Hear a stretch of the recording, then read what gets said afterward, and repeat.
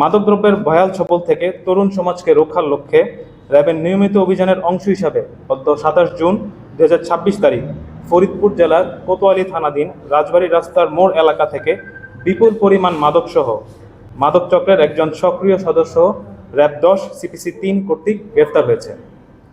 গোয়েন্দা তথ্যের ভিত্তিতে র্যাব ১০ সিপিসি ৩ ফরিদপুর ক্যাম্পের একটি চৌকস আভিযানিক দল গত ২৭ জুন ২০২৬ তারিখ রাত আনুমানিক ০২:২০ ঘটিকায় ফরিদপুর জেলার কোতোয়ালী থানাধীন রাজবাড়ী রাস্তার মোড় এলাকায় সাতক্ষীরা টু ঢাকাগামী মহাসড়কের উপর অস্থায়ী চেকপোস্ট স্থাপনপূর্বক সন্দেহভাজন গাড়ির তল্লাশি করা হয়।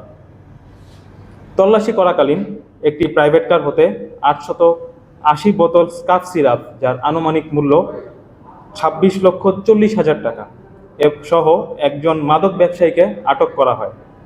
আটককৃত মাদক ব্যবসায়ীর নাম মোহাম্মদ রানা গাজী, বয়স ৩২ এবং বাড়ি সাতক্ষীরা জেলায় বলে জানা যায়।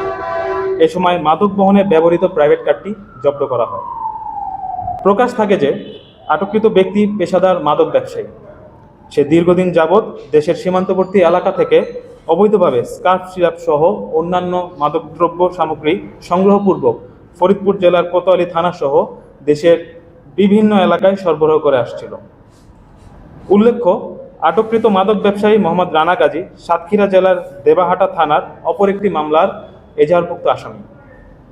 উদ্ধারকৃত মাদকসহ আটককৃত ব্যক্তির বিরুদ্ধে মাদকদ্রব্য নিয়ন্ত্রণ আইনে মামলা রুজু এবং সংশ্লিষ্ট থানায় হস্তান্তর কার্যক্রম প্রক্রিয়াধীন রয়েছে।